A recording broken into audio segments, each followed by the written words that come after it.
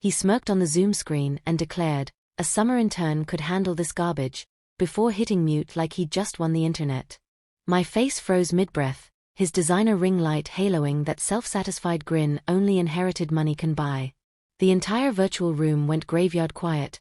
No coughs, no keyboard clacks, just the collective inhale of people watching a 16-year career get erased in real time. Meet Elena Voss. 16 years drowning fires in privacy law, negotiating with Berlin regulators at 3 a.m., crafting data policies so ironclad a Fortune 500 once quoted them verbatim. And now? Fired by video, mid-sentence, by a Nepo baby CEO named Blake Harrington in pastel chinos who thinks move fast and break things is still clever. No private call. No thanks for your service. Just a Slack DM from HR 30 seconds later. Elena, kindly return badge and equipment today. No further discussion required.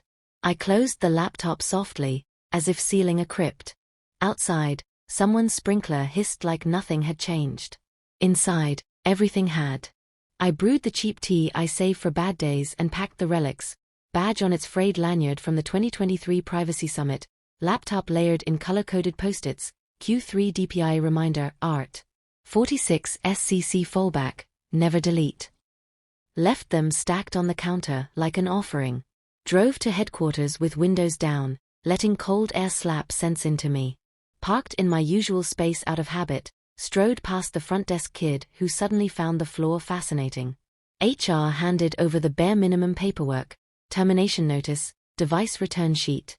Zero mention of handover, zero severance, zero legal blessing. I signed with my loopy Bayong signature, the one that makes attorneys twitch, then asked calmly, "Legal approved this rush, right?"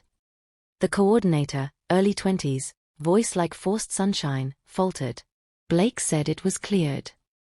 Of course he did. I walked out lighter. Left the favorite mug behind too. Let the next sucker drink from it and wonder why compliance felt optional. Home again. Phone off. A splash of bourbon in the empty mug from the car stash. Not celebratory. Strategic. Then the texts started. First, Marcus in Ops. Blake just asked the all staff if CCPA even matters for us anymore. Is this real? Then Priya in Legal. Your name is still the listed DPO contact with the Irish SA. No update filed. Anonymous burner. Did anyone rotate the BCR key custodian? Asking for a continent. They hadn't. Because I'd designed it that way. Years earlier, after a brutal supervisory audit, I'd architected a hardened authorization lattice. Every cross-border flow, every adequacy decision, every standard contractual clause bore my designation as primary controller representative. Removing or reassigning required dual sign-off from general counsel and board, not just a slack thumbs up. Blake hated red tape. He demanded leaner structure, mocked my paranoia spreadsheets. So 3 months ago I quietly embedded the failsafe. Any custodian revocation without documented transition auto-triggers protocol suspension under our internal governance code. Code the board had rubber-stamped during the last major enforcement scare. I sipped the bourbon and waited. By 10:30 a.m., the intern, some kid named Riley who once asked if pseudonymization was like incognito mode, ran a routine compliance scan on Blake's orders to trim fat. The scan hit my Sentinel script, codenamed Sentinel, because subtlety is overrated. Sentinel checked custodian status. Found vacancy. Escalated. At 10:45, client portals in Amsterdam and Paris blinked red. Access tokens invalidated. A furious director in Dublin rang the main line. We've lost lawful basis for processing. Who the hell is this Riley person now listed? Legal scrambled. Sales panicked. Servers began rate-limiting EU traffic to avoid further violations. At 11:03, Sentinel crossed the red line, unauthorized processing detected, custodian unreachable.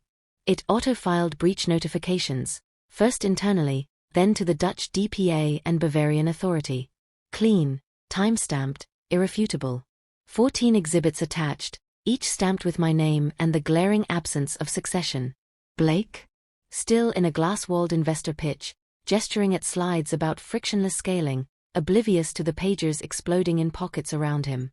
The founder, His father, who once told me I was the only adult here, called twice. I let voicemail catch it. Let him listen to the silence he helped create. Back in my kitchen, I switched to chamomile. Watched steam curl like smoke signals. No gloating. Just calm certainty. The empire of shortcuts Blake built on vibes and vibes alone had finally met reality. And reality has receipts.